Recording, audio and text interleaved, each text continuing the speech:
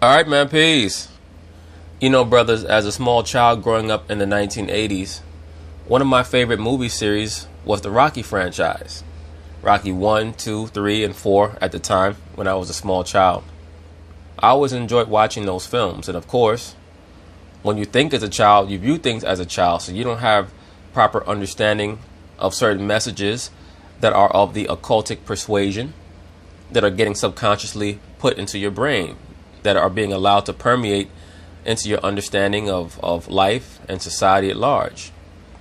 Now that I'm a man, I see things on a far greater scale, on a far higher level. And it just goes to show you how insidious many of these films' intentions actually are. Now, Rocky, of course, still has great entertainment value. But as a grown man, I understand that Rocky was meant to be an allusion to Heru, or the Great Avenger. I'll probably be delving a little bit deeper into this concept when I do the review of the movie Creed 2. The point being is this: when you're able to properly evaluate the plot and the storyline of the Rocky franchise, and you delve into the characters of Rocky Balboa, the last name Balboa, meaning the serpent of Baal, or the serpent lord, because the name Baal means Lord, and of course Balboa, and his consort, the character of Adrian, who represents Semiramis, or really properly called Aset or Ashtoreth, and Mickey, who is his advisor, aka Tahuti or El, so on and so forth. Point being is this: when you are able to properly watch that movie, you gain an understanding of who Sylvester Stallone actually is, and that is a Kabbalist and an initiate into the Babylonian Kemetic mystery school system. That's why Rocky Balboa squared off against Apollo Creed. We know Apollo is the sun god, and we know the term creed means belief. So Apollo Creed is what? Believe in the sun, or believe in the sun god. Now, once we go through the various entries into the Rocky franchise, it builds up to Rocky 4, which still to this day is my favorite Rocky film. It's the most entertaining by far. I love the training scenes. I love the fight at the end of the film. But Rocky 4 stands out because Rocky Balboa gets to square off against Ivan Drago, meaning who? The serpent, or Typhon, or Set per se. Rocky gets to square off against him to try to avenge the death of Apollo Creed, aka Tsar. Well, after Rocky 6, one thought that the franchise was dead, but it was reinvigorated by Ryan Coogler and Michael B. Jordan in the new franchise called Creed, in which they attempt to revive or reincarnate a Tsar through his son Adonis Creed. And for those of you brothers who don't know, the name Adonis is an allusion to the Semitic vegetation god Adonis, aka Tammuz, aka Heru. That is who Adonis is. And when you understand the quote-unquote mythos, or the story of Adonis, he was quote-unquote killed by a wild boar, and then he was brought back to life after the women who adored him, particularly his consort Venus, the mother goddess of love, they lamented him, and eventually he was able to be brought back to life to rule over the people. The name Adonis, or Adonai, or Adon, is Hebrew. It means Lord or ruler. And that's where we get the term Don from. Like when you watch the film The Godfather, you have Don Corleone. That term Don comes from the Semitic language, Adon or Adonai. It means Lord. Or in the Norse mythology, with the Vikings, he became known as Odin. That's where we get the term or the name Odin from Adon, meaning Lord. And of course, Odin had his sons, Loki and Balder and Thor. But that's another video for another day. The point being is this film Creed is meant to play out how the son of the sun god, Apollo, is able to get revenge for how his father was killed by the serpent god, Ivan Drago. Right? Drago, an allusion to the dragon or the great serpent, Typhon or Set. Okay, and we're going to see that in this film. Of course, I haven't seen part 2 yet. I saw part 1. Once again, I enjoyed part 1, thought it was a great movie. And I expect the sequel to be a great film as well, especially with as much hype as it's getting. But I just want brothers to understand exactly what they're watching. When I say brothers, I'm talking about especially you brothers in the knowledge. Because we have to understand what our brains are receiving when we watch these films. Remember, Hollywood is meant to cast spells on our brains to keep us under some form of subversion. So when we're able to watch these films with proper understanding, we can pick out the meat from the bones, and we can still get enjoyment without being put under a certain level of mind control. So anyway, we're going to let them interview Michael B. Jordan. Of course, they're going to talk about this film. I'm going to chime in. Well, look who is here. Big time. Michael B. Jordan in the house. So good to have you. So good to be here. Good to meet you, bro. Hey, man, finally I'm here. Right? That's right. I've been watching you guys every day. Up in the building. We've been watching you. Appreciate it. Been watching you. Creed 1 and 2. I can't wait for it to come out. Black Panther, the whole night. Out November 21st. I need to get some workout tips after. We'll get into that. But we got to start with... Why don't you go get some workout tips from your man, your husband, Jalen Rose? It always amazes me how eager so many of these so-called good women and righteous women and wives are to seek advice or counsel or conversation from random men with these platonic rapports that they try to develop. You have a husband, your husband's Jalen Rose. You go to the gym with him and you guys work out together and you build up your relationship. Why do you need to ask Michael B. Jordan for advice on working out? With the New York Football Giants. Okay. You're a Giants fan like me. Did you ever expect after last season, you didn't think it could have gotten worse?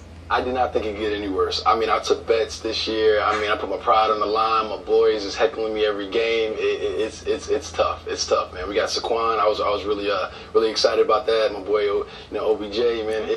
The Giants have a decent roster, but they're struggling where it matters the most, that being the offensive line and the quarterback.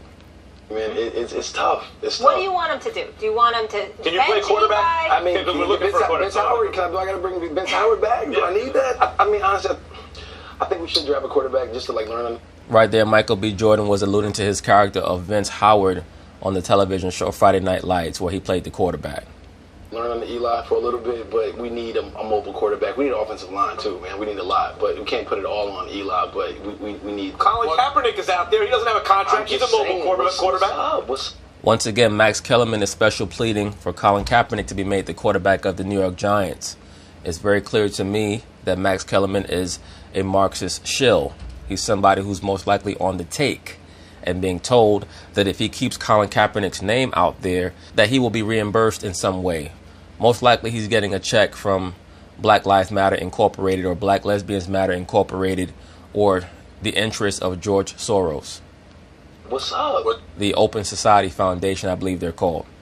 Something like that, I'm sure you can trace from Max Kellerman, because there's a reason why he keeps pushing for Colin Kaepernick to be made the quarterback of the New York Giants.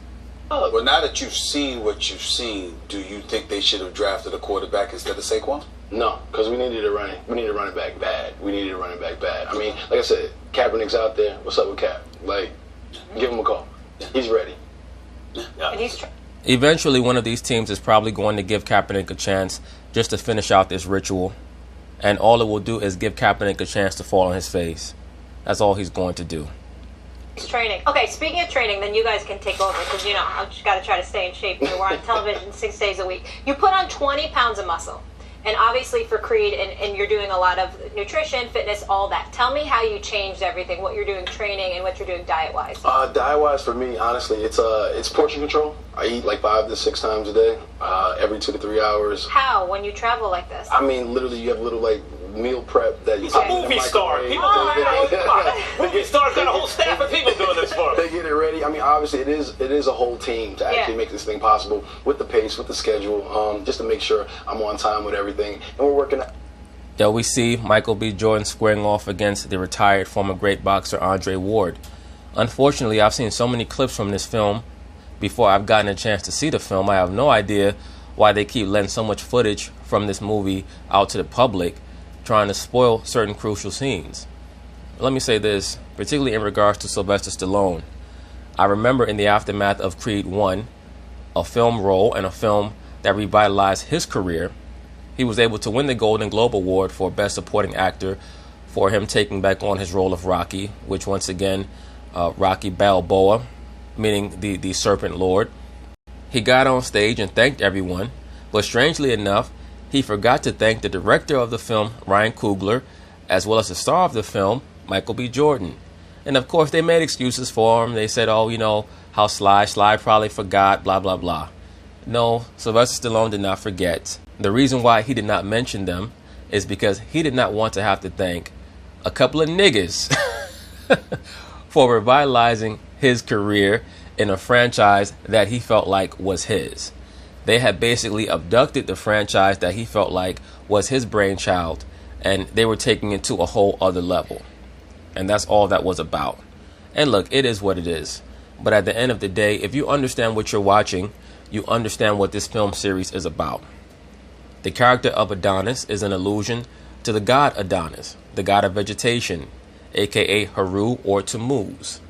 He's there to seek revenge for the death of his quote-unquote father, Asar.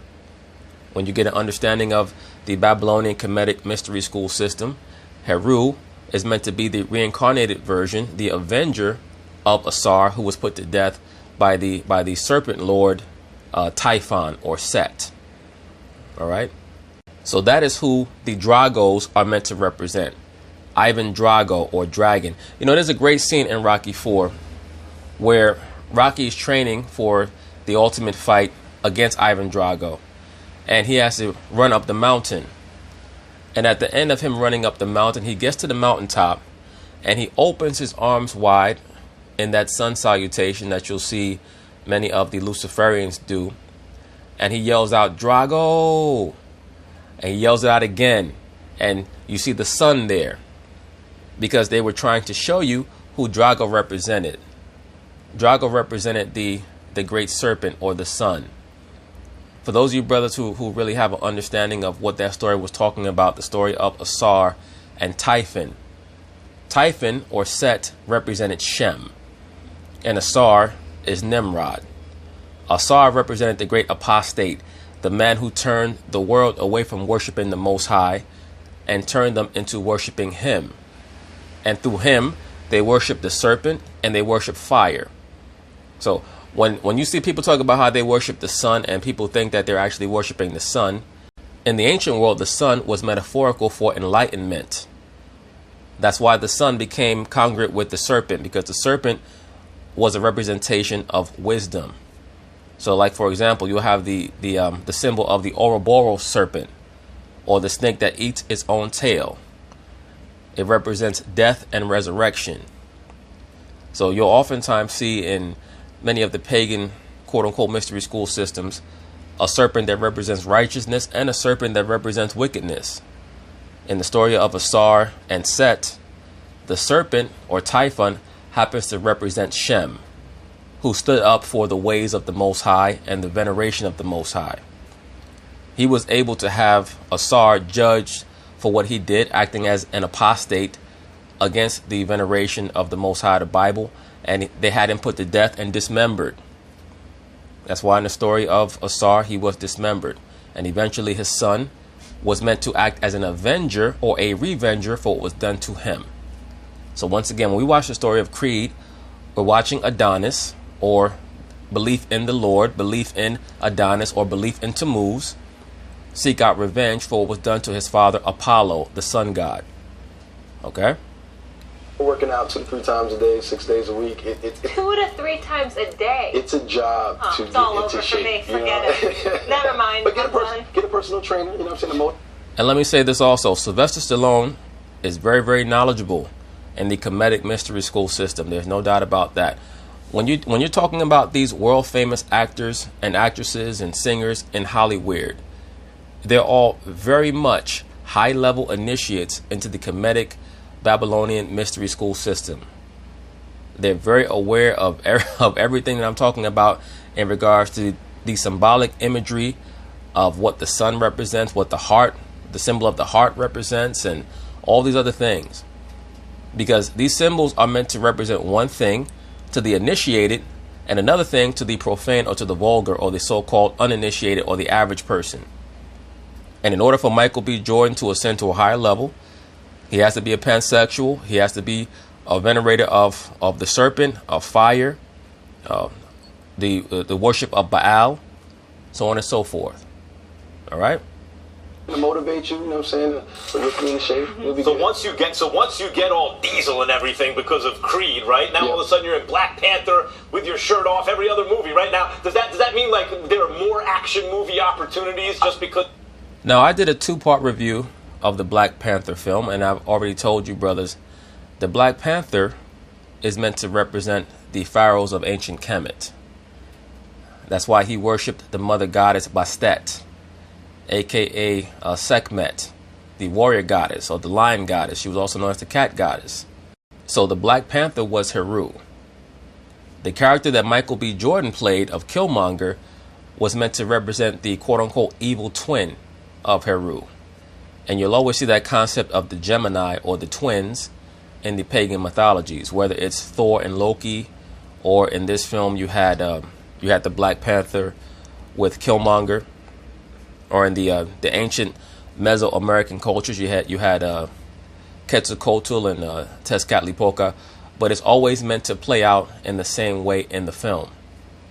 Because you're all ripped up? Yeah, I think definitely that was the calling card. Once people see you in that light, they want to continually put you into those roles. But I like to break it up. I'll do a small little art house film, and I'll drop weight. So I dropped 20 pounds after doing Black Panther to do Just Mercy, and then I had to put on. Oh, you're doing 20. The whole De Niro thing now. I mean, he's a genius. He takes on about 20 pounds. He's a genius. No, but that's part of the game. As an actor, you get a chance to wear different hats, and when you look at all the characters, you stand them all next to each other. I want them to look different. I don't want to be ripped. Do you want to take on a fat role so you could have like a lot of cheat days? You know what? That might be next. Right? That's actually smart. Don't do that to yourself. Why not? Don't do that to yourself. I mean, there's some people that never recover from that. I would know. I would know. He's not a fat guy who's playing one on TV. How about that? But listen, here's the deal. I got to ask you this, because when we see you right. Let me say this also. Stephen A. Smith and Michael B. Jordan, they know one another. I guarantee you, they are brothers in the fraternal lodges. They're brothers in the boule. So they know one another very well. Stephen A. Smith is a member of Omega Psi Phi, and just for him to be allowed to be where he's at, and I'm not saying that he's not talented. Stephen A. Smith is a tremendous talent when it comes to sports commentating, just like Michael B. Jordan is a very talented actor. But it takes more than talent to ascend up to the higher rungs of Hollywood or entertainment. They also have to be Kabbalists. That's why you see Stephen A. Smith is right there with Max Kellerman. Max Kellerman is a Kabbalist. Many people were very confused when that photo emerged, or at least that photo shoot emerged, where Michael B. Jordan and the director Ryan Coogler were posing in that strange way, where Michael B. Coogler had his hand on the top of Ryan Coogler's head or on the back of his head, seeming to imply some level of a homoerotic dynamic between the two. That's because when you get to that level, you have to be a pansexual. That's part of the Bacchanalian rites. Okay, it's known as gender fluidity or sexual identity fluidity. They're pansexuals when you get to that level. All right, that does not mean that they're bisexual. It doesn't mean they deal with either men or women. That means that they're willing to deal with men, women, children, animals, dead bodies, etc. That's how they build up their magic. Oftentimes when you watch many of these celebrities appear in these interviews, especially on the CBS Morning News, they'll always appear, well, I shouldn't say always, but for the most part, when you see a celebrity on the CBS Morning News and they appear for an interview, they're going to be dressed in all black, because they're there as a witch. They're there to represent the energy of black magic, which they claim is the magic that emanates from the inside. The white magic they claim emanates from the outside. Either way, a witch is a witch. But that is what they must partake in to ascend to higher levels of fame in Hollywood. You right now, particularly from Black Panther to Creed and Creed 2, I'm looking at you from that perspective, and I'm saying, okay, look at the marvelous actors that have been out there. They're now talking about you in that light. I want to know how you're feeling about your career right now, and is there somebody that you would like to emulate that's out there that we've all been watching for years? I think I've been inspired by so many people, Will Smith's, Leonardo DiCaprio's, Tom Cruise, Denzel Washington. Those are all people that I grew up watching, and they made great choices, and look at their careers. They've been around for such a long time, and I want to be around for a long time also. I love production, so I started a production company so I can start creating more opportunities for people and really create an ecosystem to have more control of your destiny in this entertainment industry. So I kind of take all the good things from the people that I admire and look up to, but then I want to create my own style, my own path, and that's the future. That's the goal. So where does that path lead after Creed 2? I don't know yet. I'm gonna take some time off. I haven't stopped in a minute, so I think I'm gonna take a little vacation just to travel, just to get inspired, see some new things, eat some new food, and see what happens. All that is great. He probably should not reveal what his plans are for his future on television, though. Especially being a so-called black actor, even though we know that in order for him, or at least I understand that in order for him to ascend or maintain the level that he's at in Hollywood, he is going to have to quote-unquote play the game. That's the bottom line of it. I saw there was a little feature, a little segment where Jamie Foxx was on, I believe it was Good Morning America, and Michael B. Jordan was in the audience. He made a surprise appearance, and he was asking Jamie Foxx about the comparison between Jamie Foxx's character of Buns in Booty Call, because Jamie Foxx's character in Booty Call had a hairstyle very similar to the hairstyle that Killmonger had in Black Panther. And Michael B. Jordan made a special appearance in the crowd and asked him about it. And it was very obvious that they were both very friendly. Now, Jamie Foxx, for those of you who don't know, has always had a penchant or been renowned around Hollywood for being heavily into zoophilia. For those of you who don't know, zoophilia is when people are infatuated with having sex with animals. Once again, in order for them to get to the highest levels or to maintain in Hollywood, when people say, well, wow, you know, this actor's getting a lot of work or that actor's getting a lot of work, the more work they're getting is a direct correlation to what they're willing to do in regards to the Bacchanalian rituals or the veneration of Baal. So that means blood drinking, that means child sacrifice, that means the worship of fire. And I'm sure that this sounds way out there to a lot of people. It's okay, it is what it is. But all of these top entertainers are Kabbalists or into the Babylonian mystery school system. They have to be. They have to be in the witchcraft to ascend to high levels in Hollywood. Have you paid any attention to the kind of impact that you're having on Hollywood? To be young, to be black, to achieve what you have achieved. Hollywood obviously is looking at a lot of African Americans differently. They're being viewed as money makers now. More. Let me say this very quickly, because this is a sentiment that oftentimes is put forth by a lot of Luciferian Negroes about how Hollywood is opening its doors to so-called blacks. It's not that Hollywood or Hollywood is opening its doors to so-called blacks. It's that they recognize the potentiality to make money in the so-called black market, because they recognize that so-called black people, for the most part, determine what pop culture is. And that's been the case all the way really from the 1920s, when so-called blacks brought in jazz and then rock and roll and R&B and hip-hop, so on and so forth. But it's been really for the last 20 years through hip-hop, and how they've taken many of the witches in hip-hop and seen how easily they've been able to cross over into the acting world, where they first said, okay, there's a market for these people. We can make hundreds of millions from them by allowing them to do music, and then we can put them into the movies, and we can bring their audience into the movie theaters. So this is how they're going to use the so-called black man for the duration. It's not so much that their attitude towards so-called black people has changed. It's that the overall character paradigm that they're going to allow the so-called black man to play is going to be adapted so that they can make money in different markets. And, you know, at one time back in the 50s, when you had a so-called black person in a film, they played a servant. Now they're going to allow the so-called black man to play a hero, but it's conditional. You can be the hero in the film as long as you're heroic in maintaining this society. So really, you're just a superpowered security guard. More so than at times in the past. Talk to some black actors like I do, they'll tell you there's still a ways to go, but they're incredibly proud of what you've been doing. Have you taken that stock into account at all? It's humbling to hear it and hear people report on it. Once again, and of course, I'm going to let the brother speak, but in Hollywood, they only make room for one Negro at a time. That's how it's been for the longest time, really, since Sidney Poitier, and that's pretty much how it's always going to be.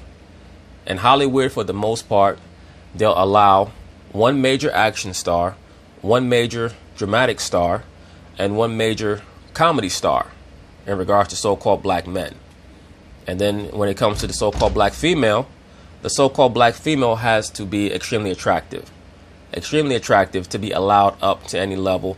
And this is after she has allowed herself to be adulterated on camera in a film. It's not even about who she's willing to sleep with on the casting couch. She has to be adulterated on film. That's why Halle Berry, she was a decent actress. She was known for appearing in little movies here and there in the early to mid 90s. And then she did Bulworth with Warren Beatty.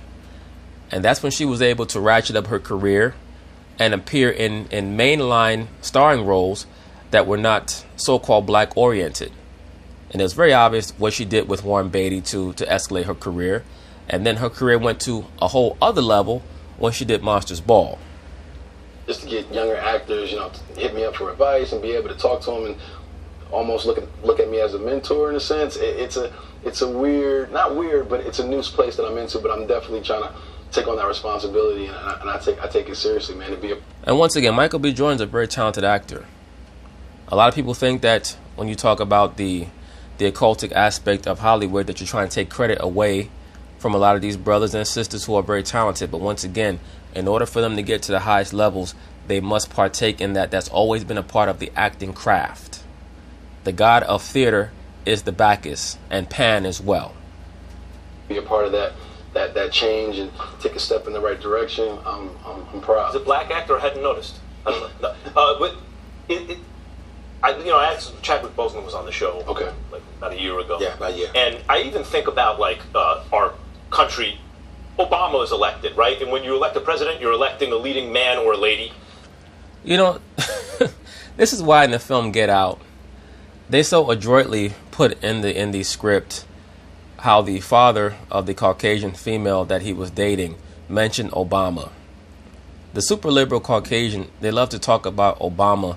They love to lionize him, and they love to use him as a reference when interacting with so-called black people as a way to initiate this bridge between themselves and the so-called black person. Like, I like you black people because I like Obama, so let's chop it up about him. And maybe years ago that couldn't have happened before you saw leading men who were African American, right? But nowadays, starting with really Denzel, when I was a kid, black guy always died before the end of the movie, right? If you saw a black actor with a big part, he was going to get killed. He was a friend of the wife. That's the stereotype by the end of the movie. Yeah. And that doesn't happen anymore. Is that something? Not quite. As a matter of fact, if you were to do a character study of most of Denzel's films, and I'll probably go over this more in depth when I cover him, in the vast majority of Denzel's films, he does die at the end, or he gets incapacitated in some way, or he ends up going to prison. Of course, in Malcolm X, he dies. In Cry Freedom, he dies. People will say, well, those were biographical pictures. Okay, no problem. In Glory, he dies. In John Q, he goes to prison at the end. In Man on Fire, he dies. In Deja Vu, at least one version of him dies. In A Training Day, he dies. So it's very, very repetitive with his roles. And also, of course, he plays the protector. That's why I state the so-called black man will be allowed to play a heroic figure. The term hero meaning a great shepherd. Right? The term hero is just pharaoh. It means great shepherd. So you could be a great shepherd or a leader as long as you're being a great shepherd to protect the sheep of the entire world, not just your own flock, meaning so-called black people. The only film that I've seen that was lauded and praised where a so-called black man was allowed to be heroic, predominantly for his own, was the film Django. And even in the film Django, they had to have the control mechanism of Django having this rapport with the Caucasian dentist. The character's name is slipping my mind right now. But they always have to have that figure in the film. They're never allowed to cast a so-called black man to act as a hero for his own unless he's acting in the best interest of maintaining the Caucasian man's rulership, because the world is divided up into epochs or eras. And the epochs are determined by what race is in rulership. That's why when you read Daniel, the 7th chapter, it chops up the world into different kingdoms or rulerships. So in a roundabout way, the so-called black man is being prepped and trained to act as a proverbial security guard to make sure that he maintains this rulership of the Caucasian, which has been weakening for the most part, really since World War I. It's been getting weaker and weaker. That's why they have You know, they've been bringing a lot of these Marxist, cultural Marxist reforms to make everybody quote unquote equal. Because, you know, their kingdom is one part strong, one part weak.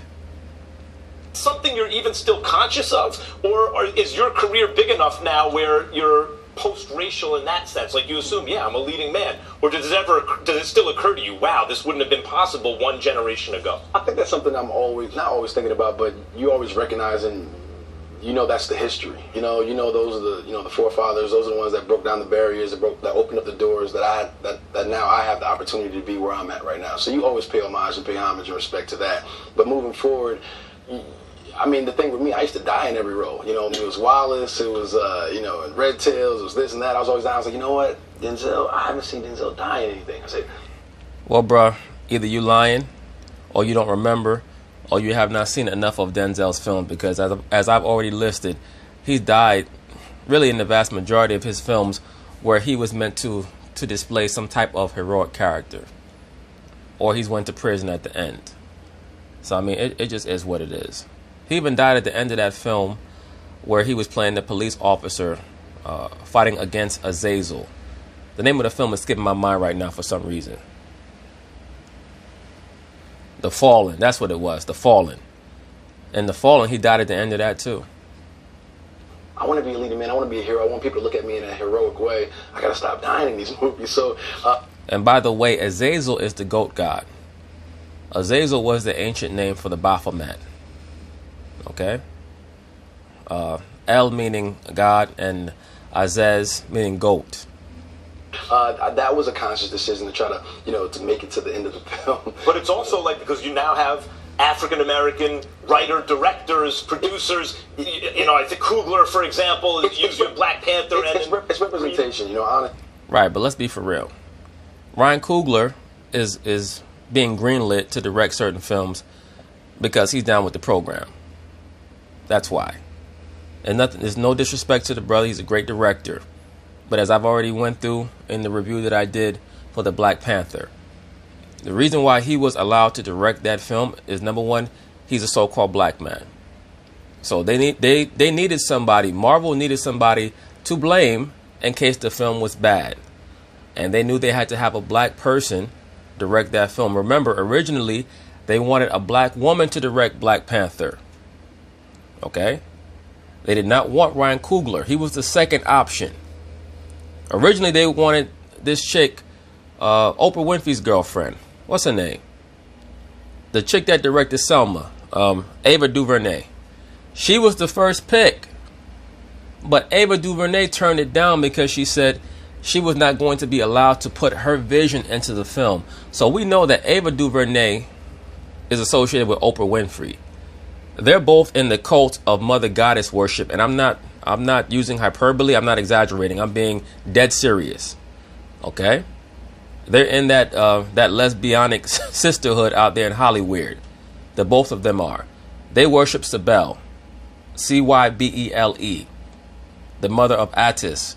For those of you brothers who don't know, Attis, spelled Attis, was the Phrygian or the Anatolian version of Tammuz. He was depicted as having had his penis severed. Okay? He was a transgender. His priesthood was known as the Galli, spelled Galli. They were cross-dressers. This is why in Hollywood they venerate the transgenders today. It's based off of Attis, which is just the Phrygian version of Tammuz, aka Adonis. That's why I tell you, brothers, they play out these rituals right in front of your face. They just encode them in these movies that you think, or that we're made to believe, allegedly, that somebody just sat down and just made something up in thin air. No, they're telling the story of their God in these films over and over and over again. So Ryan Coogler has to play the game. That's why he stated in the interview that he did for the Black Panther that he had to make sure that he shined a lot of light on the Dora Milaje, the lesbian group that allegedly protects the Black Panther. Brothers would say, well, they're not lesbians. Yes, they are.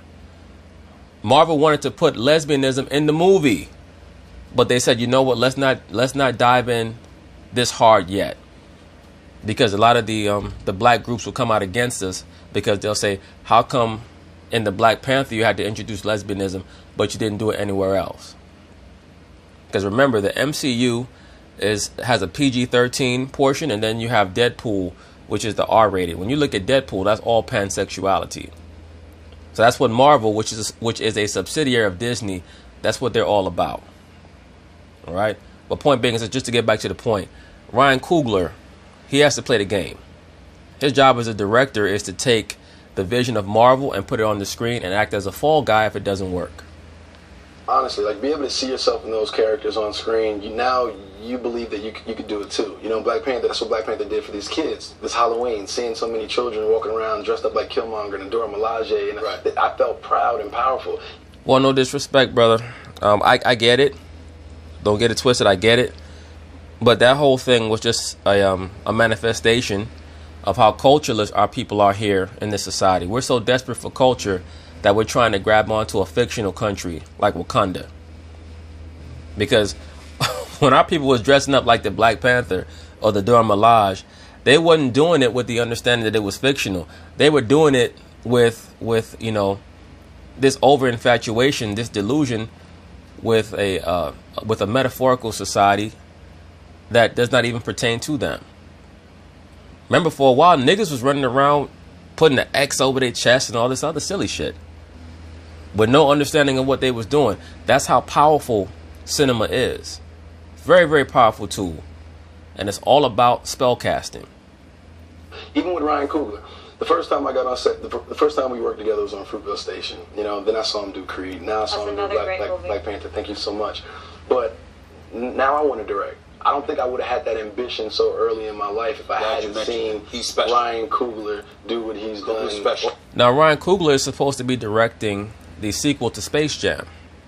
And for those of you brothers who don't know or did not understand the first Space Jam, that was the ritual that they put Michael Jordan through, where he basically played Alice, because he's under that Wonderland programming, Michael Jordan. So remember, he had to follow the White Rabbit into Wonderland. The White Rabbit represented by Bugs Bunny.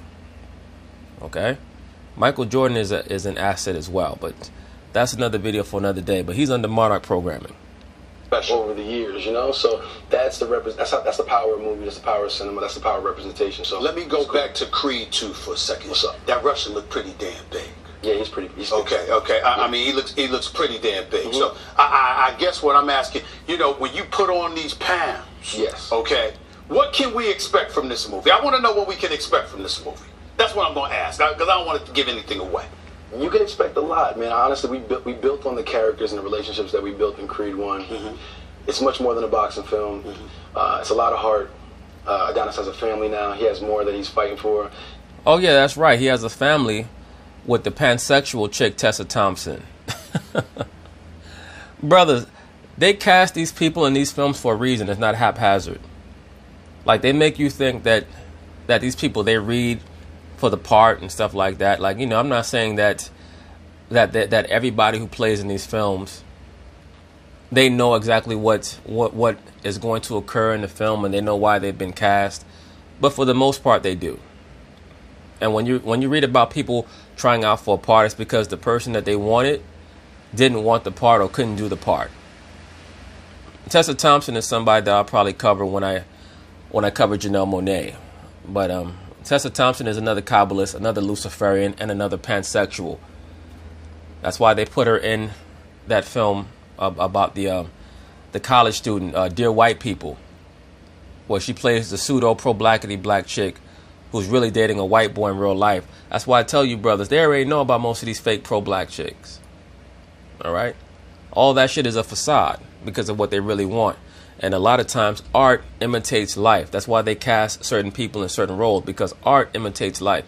It's like when Tyler Perry cast Sanaa Lathan in A Family That Prays and had her chasing after the white boy. Why is that?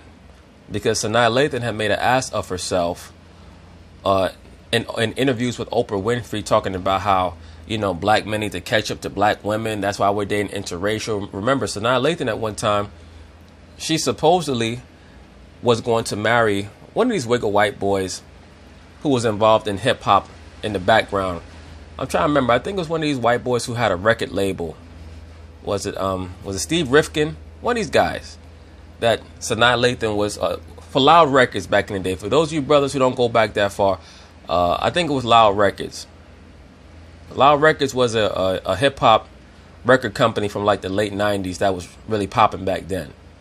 Sanaa Lathan was engaged to him, and she was running around bragging about it. She was so happy, and it just fell by the wayside. And then, of course, she got done dirty. She got done dirty by Denzel Washington when they were filming Out of Time, and she just been a thotty since then. She just lost her mind. Point being is this: a lot of times art imitates life. These people are casting these films because that's who they really are. It's definitely going to be a grudge match or two. It's going to be a lot of blood. It's going to be some action. You'll cry, you'll laugh, you'll be happy, you'll be angry. It's a full bracket. And you'll be scared of this. You'll be scared of the opponent too. Because as big a diesel as he looks, this dude had to make him look small. Yes, ma'am. How'd he do? He did a good job, man. Yeah? That's right. Yeah, I mean, I'm saying, did a good job, you know. Yeah. ADR, you know, you did his ADR session, you know, you cleaned it up, but hey, man, congratulations. Thank you very much. Thank you. I Next time we appreciate got to get you guys in. Steve Cable Jr., by the way. Did he try to give you lessons on boxing? Did he try to do that? I mean, he's a smart man. He knows boxing. But by the I know way, he knows boxing. By the way, working with Andre Ward, I know Andre wasn't happy about taking a dive in that movie. What you talking about? Here this jackass go, giving away another scene.